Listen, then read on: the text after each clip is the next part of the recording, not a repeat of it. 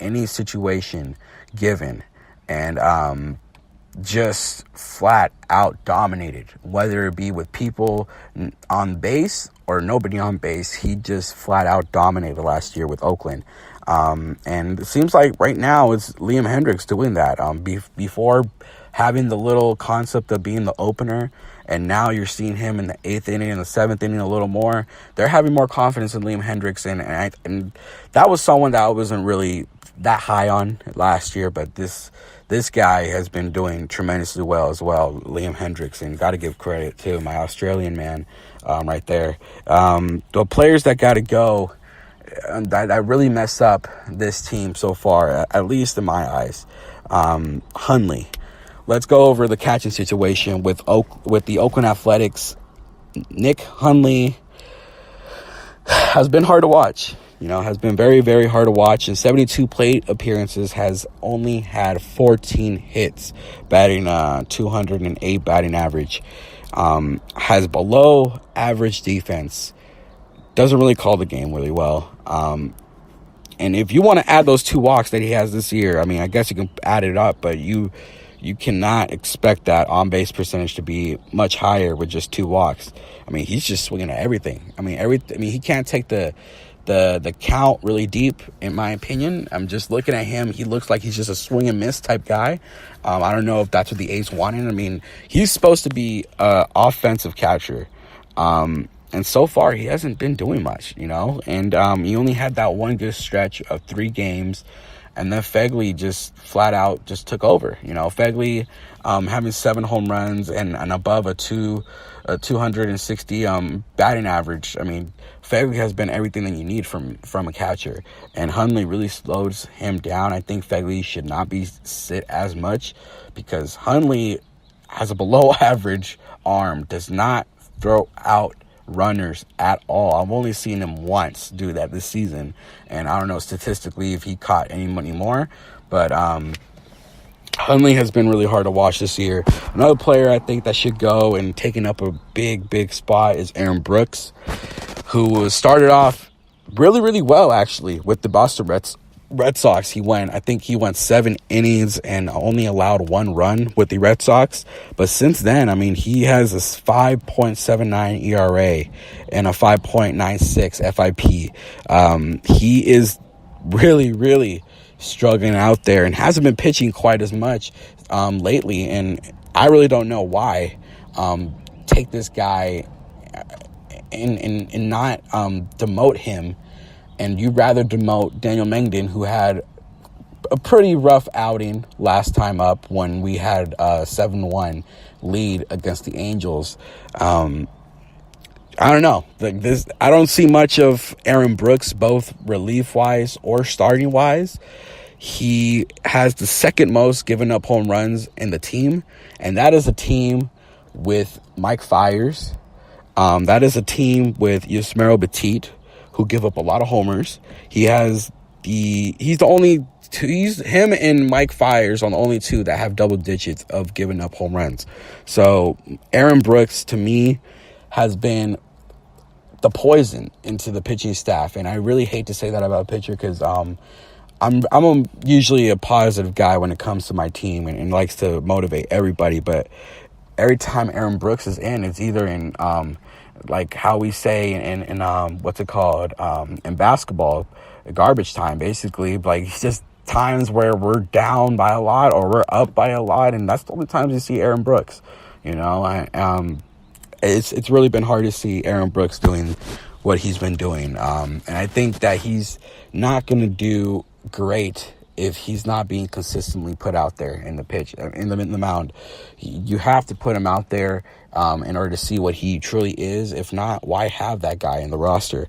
And I think his potential is not being taken very greatly in Oakland. And that's it sucks for me to say that, because I was really high on Aaron Brooks when we acquired him in that Ben Zobrist trade. Sean Manaea and Aaron Brooks, if you remember, he was the guy that really had me bought, just being a great overall guy, and it sucks. But Aaron Brooks hasn't been really great. But the good off-season additions so far, I'm going to go by 2 just to start off. Next week, I'll give out more.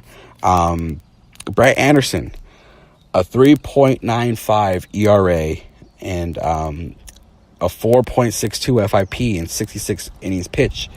And the thing that really struck things out, when in the beginning of the season, when we had chances to acquire really, really good arms, For example, just recently, the Dallas Keuchel signing for the Atlanta Braves. I mean, that was one guy that we could have got, we could have got Keuchel. I mean, we had the money for it, but, A's have another way of thinking, I guess. But the Anderson thing was one thing. If you're an A's fan coming in from last year, Anderson was one of those guys that you would guarantee get a minor league contract. And the A's did not do that. They immediately gave him a major league contract of $1.5 million. And so far, every penny has been worth it for Brett Anderson. He hasn't been lights out, but he has been dependable, and that's what the A's need in their starting rotation. That's really what's been great about Brett Anderson. I mean, 3.95 ERA and 66 innings pitched without hitting the injury list. It's been a pretty good ride for Brett Anderson in his second year since returning from the Oakland Athletics. He's a vet. He knows what he needs to do. He knows where he needs to pitch. He knows the situations that he is given. Today he's going to have another veteran on veteran matchup, because last year I think he faced Mike Leake with Seattle, and that was one of the fastest paced games ever, because they both are ready to go right away. But this is another veteran vet pitching matchup, and Anderson has been tremendously great for the Oakland Athletics. And if we end up not panning the way that we want to and start losing, he is going to be a very good piece to trade away. And hopefully that's not the case. Hopefully we are contending and he can be the guy that we can rely on going deep into playoff games. If we do have the honors and blessing and making it very, very great.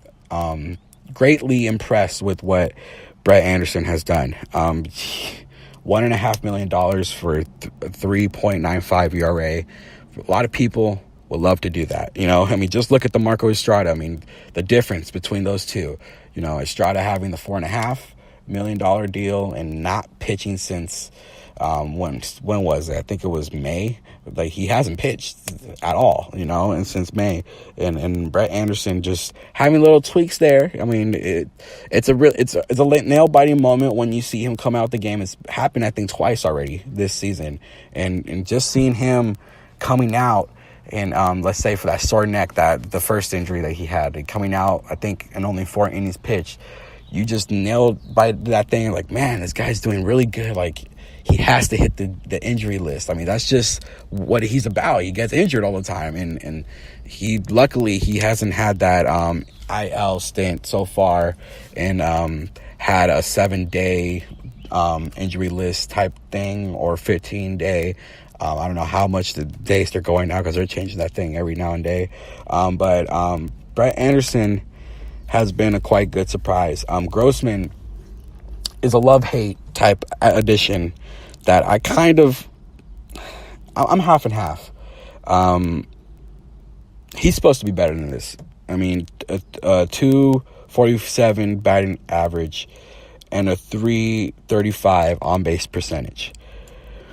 Now, the reason why we acquired Grossman, Martini was put on the injury list, and he since spring training, he didn't even make his 2019 debut at all this year.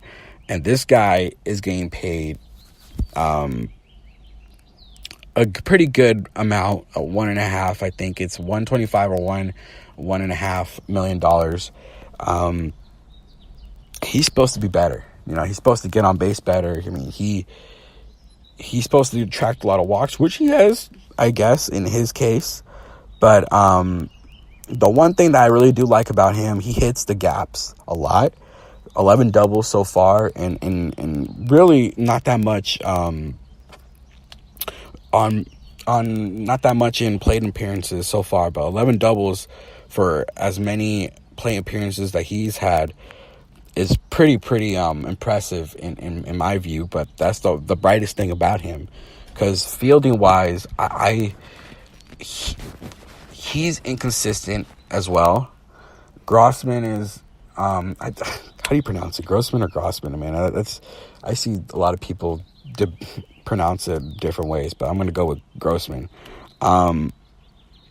Switch hitter, that was another interaction that when we once got him, but he's taken away bats from Canna and Pinder, and I know the left-handed situation that he's had so far can debate that, I guess, because a lot of people are wanting Martini. I mean, just like me. I mean, I want Martini back. I mean, you pay less than $1 million more when you have Martini out there than when you have Grossman.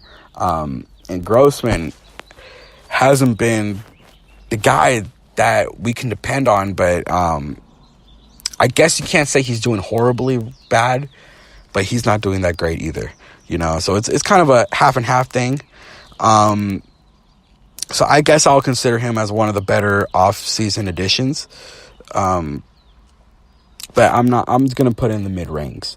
But someone that I can definitely, and I hate bashing on players, but this is one guy that I think just had one of the luckiest breaks ever. Profar. Jurickson Profar has been horrendous. I don't know who has been more harder to watch, Profar or Hundley, but it has to be Profar, in my opinion. The switch hitting second baseman has struggled, but he has been hitting better recently, I'll give you that, offensively. But defensively, I mean, just to go over this, I'm just going to go over the overall team's error percentage. They have only had 31 errors. 31 errors. And they're 8th in fielding percentage as a team out of all the MLB. So that's something that is really, really great for us. You know, I mean, if you have great defense, I mean, that really makes up for a lot of the bad pitching that's going out there in the relief-wise or starting pitching-wise. That's why the bullpen crisis is inexcusable, because that means they're just not throwing good. You know, it's not the defense's fault at this point. But this I'm just going to use this stat. 31 errors for the Oakland Athletics. Jurickson Profar has 9 of them. 9 errors. So if you cut that down, the first place in errors or less errors is 23. If you cut down Profar's errors, which is 9, that would take down the numbers to 22. That would make us the best defensive team error-wise. Profar has been horrendous, and a lot of people can say, you know, he's been better with the bat. He's been better with the fielding. He's not making too many throwing errors. Well, that's because Matt Olson's in first base. You know, you have to understand that Matt Olson is a Gold Glover, and he really just covered a lot of errors that Profar could have added into that 9 errors so far. But Profar hasn't been hitting great, in my opinion. 207 batting average, .273 on-base percentage, 9 homers, 34 strikeouts. His defensive WAR ratings, -0.6. And remember, he is getting paid $3.5 million. Well, $3,600,000. But if you want to add that $100, I'm just going to consider it 3.5. And you can also make the case he hasn't been the only one playing second base. Pinder's the only other player that's played second base, but Pinder's only had 29 plate appearances as a second baseman. So it's not that much, you know? And Profar, he just looks lost out there in the batting box. The swing is terrific, left-handed wise. I mean, when he does have it on, I'll give him credit that when he does have it on, he can go 3 for 4, like how he did yesterday, or the beginning of the beginning of the series where the second game of the series where we blew that 7-1 lead. He hit well that day too, but he hits